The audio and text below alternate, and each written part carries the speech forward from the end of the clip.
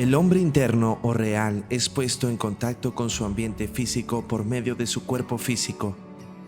Este es el propósito por el cual existe el cuerpo: introducir al hombre en estos ambientes, permitirle recibir impactos de los objetos animados e inanimados del mundo físico y por ello llegar a ser consciente de ellos, sentir por ellos afición o disgusto y despertar sus facultades inherentes al buscarlos o evitarlos. De suerte que, comenzando con un estado de completa ignorancia de ello, al final llegue a ser sabio en la sabiduría de este mundo y lleno de experiencia en cuanto a los hombres y las cosas. Si no fuese por el cuerpo, este mundo físico sería inexistente para nosotros. Astrología esotérica, Alan Leo, 1860-1917.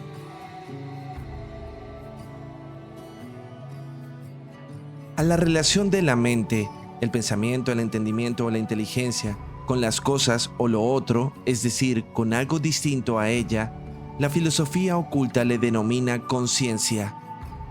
Conciencia es, por lo tanto, la actividad de la inteligencia dirigida hacia la captación de una realidad distinta de ella misma, siendo a la vez la propia captación de lo otro. Si la mente se torna hacia ella misma con el objeto de conocer su propia naturaleza, debe convertirse en sujeto y a la vez objeto de conocimiento. Esta división o reflexión del pensamiento se denomina autoconciencia, la captación de sí mismo. La metafísica nos enseña que la mente en estado puro y simple carece de la reflexión que le permite desarrollar conciencia. Por consiguiente, se da la controvertida situación en la que debemos afirmar que la mente pura, digámoslo de otra manera, la mente de Dios o Dios mismo, es ignorante de sí mismo. Dios no se conoce a sí mismo, pues el conocimiento supone de una diferenciación entre quien conoce y lo conocido. De manera que si no hay esta división, pues en Dios todo es simple y uno, entonces Dios no tiene autoconciencia. Esto es, Dios no es consciente de sí mismo. Esta última afirmación es de apariencia controversial, pero nunca absurda, pues con ella, su análisis e implicancia, accedemos a las mayores profundidades de la propia inteligencia. El divino Jámblico, filósofo sirio de los siglos III y IV después de Cristo, desarrolla las consecuencias de la naturaleza simple de Dios en relación con el conocimiento de Dios mismo. En pocas palabras, no podemos afirmar que Dios sabe o conoce porque tales facultades suponen de la división epistemológica entre sujeto y objeto del conocimiento, división improcedente de aplicar al Dios uno y simple. Las preguntas ¿Dios conoce? Y si conoce, ¿qué conoce? La respuesta que grandes filósofos enseñaron siguiendo a Aristóteles es afirmar que Dios se conoce a sí mismo, o Dios se piensa a sí mismo. Dios, como substancia inmóvil e inteligente, actúa en conformidad con su propia naturaleza, pero su pensar está vuelto sobre él mismo. Vive en una autocontemplación eterna. Esta última respuesta tan perspicaz de Aristóteles es severamente criticada por el divino filósofo Plotino, pues éste considera que la actividad de Dios no puede suponer potencia alguna, ni siquiera en términos analógicos. El conocimiento es por necesidad dual. Incluso en la autoconciencia hay supuesta una diferenciación, pues llega a percibirse a sí mismo quien antes no lo hacía, y lo mismo ocurre con el autoconocimiento.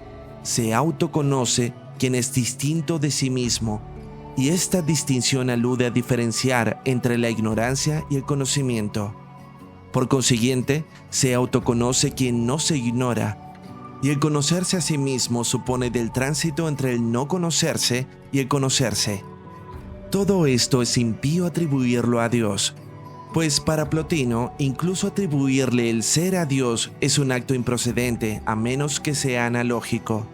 Volviendo al importante fragmento de uno de los más destacados astrólogos esotéricos de los tiempos modernos, Alan Leo, seudónimo de William Frederick Allen, para remitirnos a la naturaleza de la corporalidad es necesario manejar muy bien los conceptos de conciencia, tal como lo enseña la auténtica filosofía esotérica, Pues al ser la conciencia aquella relación de la mente con la otredad, esa relación requiere que haya un vínculo entre la mente y ese otro, o en otras palabras, la mente se relaciona con algo distinta de ella, asumiendo los atributos de eso con lo cual se relacionará. Estos atributos que asume el pensamiento o la conciencia corresponden al cuerpo o a las diferentes corporalidades. Lo que permite la aparición de la conciencia es la corporalidad, es decir, la asunción de lo otro respecto a ella misma.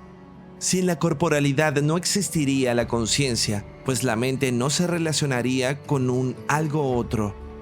Cabe señalar que cuando hablamos de corporalidad, no nos estamos refiriendo a corporalidad física o material.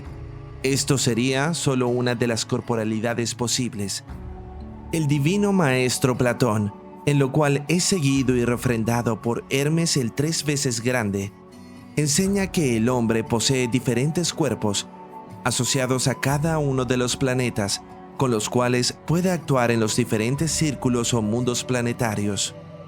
El hombre que conocemos es, en apariencia, un hombre, porque el verdadero hombre está oculto detrás de 7 corporalidades distintas, como si fueran verdaderos atuendos que le revisten y que, a la vez de ocultar su verdadero rostro, le permiten acceder a los diferentes mundos planetarios.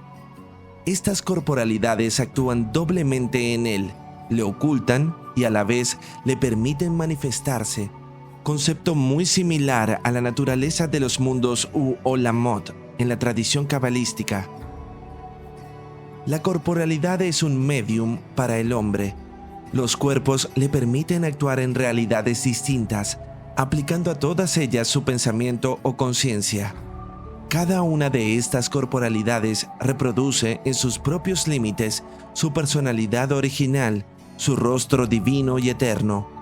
Si el cuerpo del hombre es objeto de la totalidad de las facultades del pensamiento, entonces el hombre se reduce a esa realidad. Toda su conciencia está unida y retenida por esa corporalidad. Al identificar el pensamiento con el cuerpo, el pensamiento se ve arrojado a los límites y atributos corporales. Se enajenan sus facultades intelectuales y el hombre, por consiguiente, pierde toda posibilidad de ser autoconsciente, porque ya no es él mismo el objeto de su percepción, sino su medium, su instrumento de captación, que por naturaleza es distinto de él mismo, aunque participante o correspondiente con él. La conciencia como facultad del pensamiento solo llega a actuar unida al cuerpo, pero a la vez es distinta del cuerpo.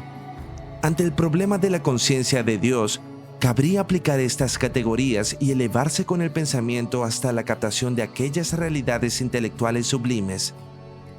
Gran parte de la ciencia astrológica consiste en el estudio de las consecuencias que en nosotros tienen las diferentes corporalidades, que van definiendo distintos estados de conciencia humana, cuyos efectos oscilan entre la esclavitud o alienación de nuestros pensamientos a la libertad que experimenta un pensamiento que, aunque relacionado con un cuerpo, tiene la suficiente fortaleza como para mantener su independencia.